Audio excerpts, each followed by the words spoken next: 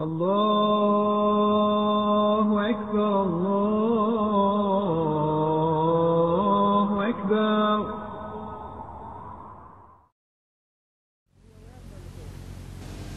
I was born in India, in a village, on the 1st of July, 1918. In August 1927, I reached Durban, South Africa.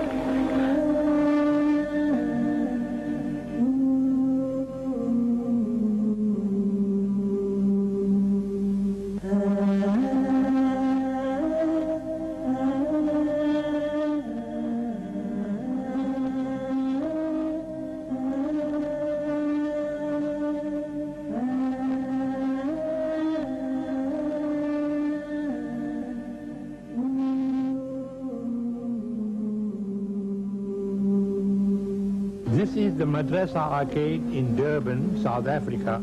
The curious narrow alleyways of the Madrasa Arcade are familiar to Yaqub Mehtar.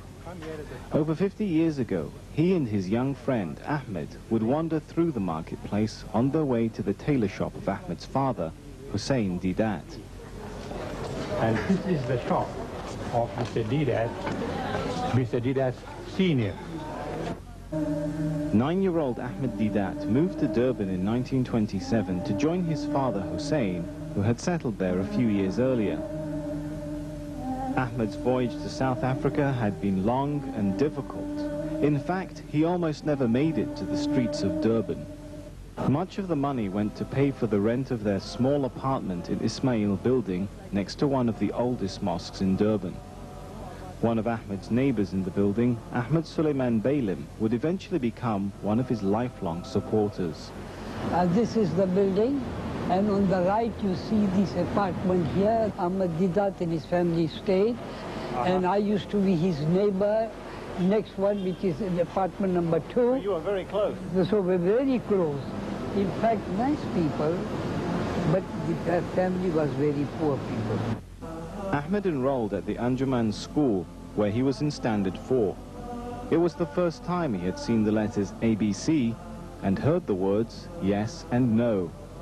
In 6 months' time, however, he had learned English and became the top of his class.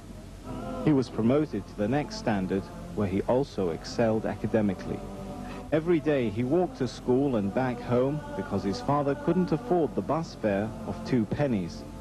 He later moved on to Sastry College, a respectable school built by an Indian immigrant to South Africa. Ahmed showed up for the first day of his new school in his clean new uniform, ready to hit the books. But this is where Ahmed Deedat's education came to an abrupt end. He must have spent only a few hours walking these corridors because after only 3 days at college, his father pulled him out. Financial considerations put an abrupt end to him furthering his education.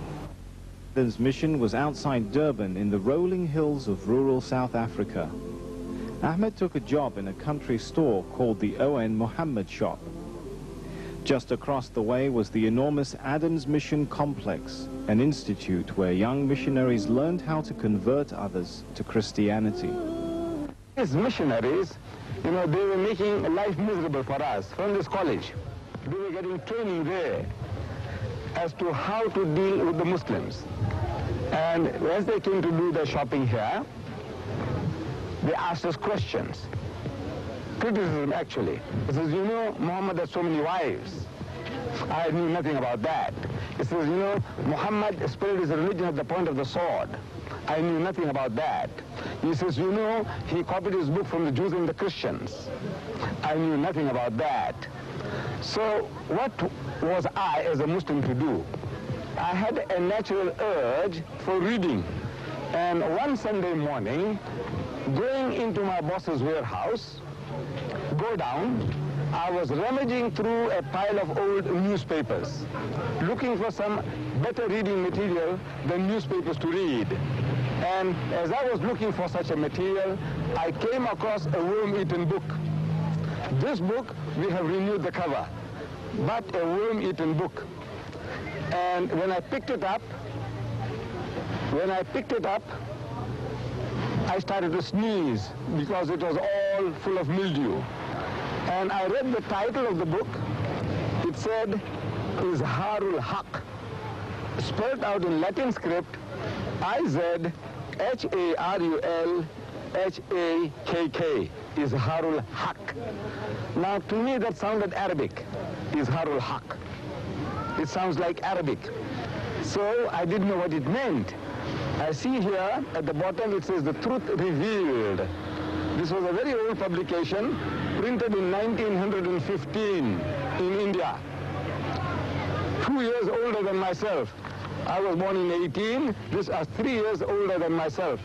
Now this book actually changed my life. Ahmed Deedat now had his armor. His shield would be his extensive knowledge of the Bible and Quran, and his sword would be his frank, piercing style of delivery.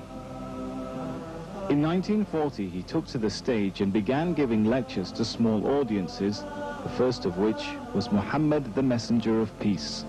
I made appointments with them to go to their homes on Sundays, after church, their church, and talking to them, and I talked myself into talking until I came to Durban, reside in Durban. I found a job in Durban. And in Durban, around the 50s, an opening took place. This is also Allah's Musabbibul Asbab. We had a very charismatic speaker coming from overseas. And this speaker, very unusual, for a Sunday morning, he used to get 300 people every Sunday morning. And the crowd was increasing continuously. And I used to attend this talk of his, very fascinating. At the end of the talk, question and answers, and when everything was over, after a few months, a revert to Islam, an Englishman who had become Muslim, by the name of Mr. Fairfax. This Mr. Fairfax, he suggested this, look, any of you, if you are interested, I am prepared to teach you people comparative religion. But he called it Bible class. He said, I will teach you the Bible, how to use the Bible in propagating Islam. So he said, very good. So out of this 200 to 300 audience every Sunday morning that this other gentleman drew, about 15 to 20 opted to remain for a second injection. And this Mr. Fairfax began teaching us that, look, in the book of Daniel, there are certain prophecies and how to use those prophecies. In the book of Deuteronomy, in the Bible, there are certain prophecies regarding the coming of our Nabi Kareem Sallallahu Alaihi Wasallam and how we can exploit them, how we can expound them. So this thing carried on for a few weeks or a couple of months, and then Mr. Fairfax was absent. And I could see the disappointment on the faces of these young people. We were all young then, 15 to 20 of us. We're looking at each other's faces, disappointed, and we break up. The following Sunday again, we look at each other's faces. Where is Mr. Fairfax? No news. And we break up. The third Sunday, I suggested to them, to those people who were enthusiastic about having a second inning. I said, look, if you like, I can carry on where Mr. Fairfax left off, because I had the knowledge that I was sitting in to give this person my moral support. Myself and my secretary, who has just passed away, Mr. G.H.E. Vanker.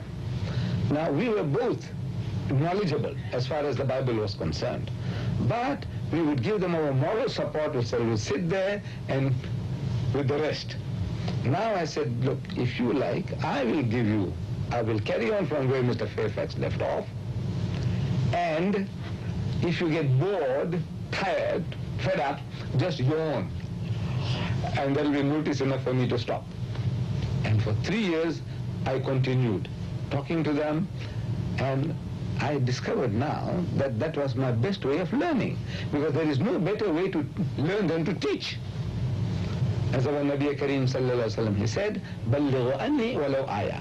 Deliver the message regarding me, even if it is one verse. That's a secret. If you have one verse, and if you share, and you share, and you share, then Allah fills you up with more. I didn't know that then, but I can now realize what was happening. Teaching them. Then I had some visitors used to come along. There were some visitors coming from Johannesburg, and they stayed in for my class.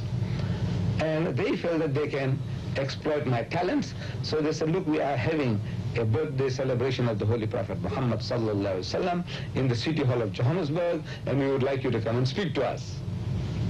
So I said, I'm a working class man, I can't afford these trips, but if you give me an air ticket, I will come.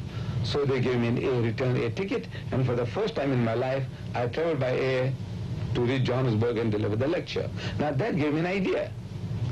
But if I can lecture in the City Hall of Johannesburg, what is wrong with the City Hall of Durban? So we organized a lecture here in the City Hall of Durban. And it was in 1958, December 1958.